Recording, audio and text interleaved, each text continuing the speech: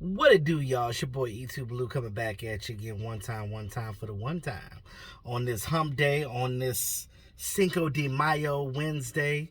Kind of cloudy day here in the DMV. But yeah, so I got my first shot today. So that thing got me tired, bro. I'm sleepy. Like I'm gonna have to sleep in my work truck today. I told him, I said, look, I ain't doing not much work today because I'm tired. I'm tired. You feel me?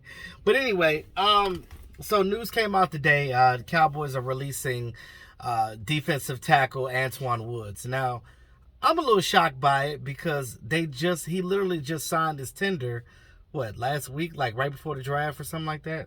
Him and Cedric Wilson did. Um, I don't know definitely the reason behind it, but I can pretty much take a good guess.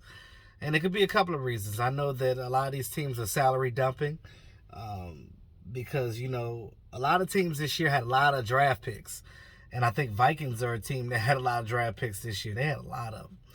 Now, will the Dallas Cowboys sign all 11 of their draft picks? Maybe they could. Now, it's cap friendly because they all have cheap contracts outside of the first round draft pick, of course. But you know how that works. That's all slated in the salary cap. So they're saving about $2.1 million by releasing Antwaun Woods. As you know, Antwaun Woods is a 3-year starter for the Dallas Cowboys, 3-year veteran. He played 39 games. He started in 32 of them. Now, I really like Antwaun Woods. I never really had an issue with him. I know he was undrafted. We got him. He had a really good training camp that 1 year. That was that year when he went against Travis Frederick. That was when we found out about the Guillain-Barré syndrome with Travis Frederick because he went against him and knocked Travis down. And everybody was like, Travis got knocked down? And that was because, he went and got a medical check, and then that's what happened. So it was really the nerve damage that was really giving him the issues. Not necessarily Antwaun was. All of a sudden it got bright out here. It was cloudy. Now all of a sudden it's bright. Now I can't see. So I can't do that because it's going to cover the camera. But, if y'all see me squinting because the sun is in my eyes. But anyway, but yeah, Antwaun Woods, like I think he was all right. I know that we got gashed up the middle and things of that nature, but it wasn't just him. He was a rotational defensive tackle. Like it was more of a Don Terry Poe not giving a damn. That's what I think it was. Don Terry Poe just gave up. He was like, you know what? I'm gonna let these running backs run right through this hole.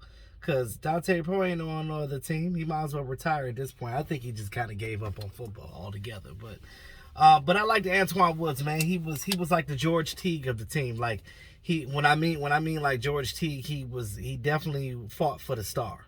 You know what I mean? The star meant something to Antwaun Woods, and I wish him well.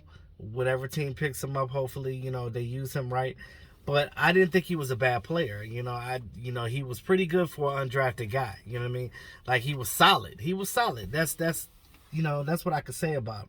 But with us picking Osa Odigizua or whatever in the draft, and getting Bohanna, getting both of those guys in the draft, Bohanna playing definitely the one technique, and Ozigizua playing Osa is what we call him. Him playing like the 3-tech. And then don't forget you got Brett Urban. This team is looking at Brett Urban to be a starter. So apparently they see something in Brett Urban. They think Brett Urban is better than people are thinking he is. And I know that he's supposed to be a good run stuffer or whatever, but apparently he fits exactly what the Cowboys are trying to do in that one technique spot, playing those gaps. So we'll see how that works. I told you guys when they signed Brett Urban, I kind of thought he was going to be a unrated. I thought he was going to be an unrated, underrated signing. So some people said, "Oh, he's going to be garbage." Well, if you talk to the Bears fans, they'll tell you they're mad that he's not on their team anymore. So the Bears fans like him. So I mean, it's got to mean something. You know what I mean? But we'll see. I mean, you really can't tell until these guys get into practice and they start moving around, and we start seeing where people are going to lay. Now, after hearing Dan Quinn's press conference, it kind of gives you a good idea of a better, I would say, a better idea of, where these guys are going to go. You know what I mean? As far as, who's going to play where, what they're going to do, things of that nature. So, with the addition of those draft picks and Brett Urban, and who knows, they can still go out and get McCoy. But this is the thing.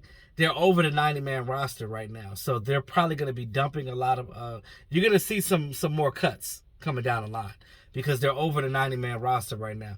Now, they can't get in trouble for it right now because technically the season hasn't the off-season program hasn't started yet. But once the off-season program starts, they're going to have to cut down to that 90.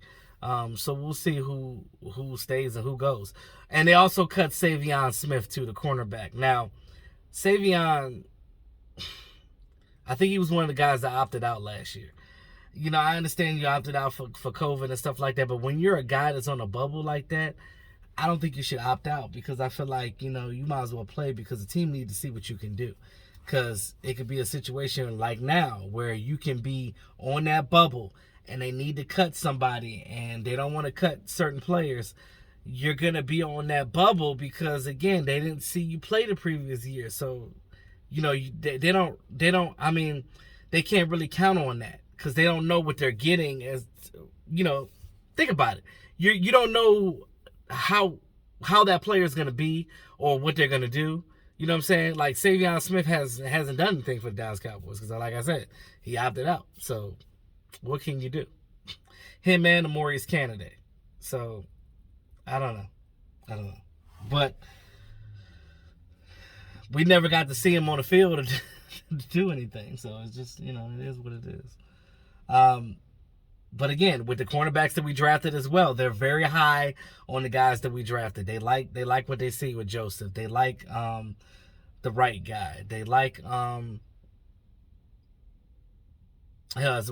possibly one of the undrafted guys they might like too. Who knows? But in the grand scheme of things, we won't know what's going to happen until that starts. But shout out to Antwaun Woods, man. I hate to see him go. But, because he was a solid guy and he loved the team. You know what I mean? Like, he was good with the media. He was friends with a lot of the guys from Cowboys Break and stuff like that. He was always available to do stuff with them. And, and he cared about the Dallas Cowboys. He did. It wasn't like he was just a guy that was just here just to collect a check and roll out. Well, he actually cared about the team. And if another team came and disrespected his star, he was going to let him. That's why I compared him to George Teague, because just like with George Teague in the Terrell Owens situation, stomping on the star, it was almost a situation where Antwaun Woods was going to do that as well to another player on another team. But, don't come in here disrespecting the star. That's it. So, shout out to Antwaun Woods, man. I hope he finds a good home, because he does have a wife and kid, and these guys got to continue making money. Like, we don't care about these players outside of football for the most part, because it's football to us. We think that they're just football players, but they're humans. They live life just like you and I do. They got to pay bills every month. They got wives, they got kids, they got family. So, you got to look out for them when it comes to that. So, let me know what you guys think about the Antwaun Woods being released. Like I said, I really like the dude. I never really had an issue with him. I know some people's like, oh, well, he was getting gashed and this and that. I'm like, well, can't do it by yourself, man. It's just, it is what it is. But I hope that, who they have now, and it seems like the Cowboys are confident in what they have with these other guys that they signed and drafted. So we'll see. We'll see what comes down the pike, if that comes to fruition, as far as the production that they're going to get out of the guys that they signed and things of that nature. So, in the meantime, between time, like, share, comment, subscribe to the channel. It's your boy E2 Blue, always keeping it real, y'all. Peace out.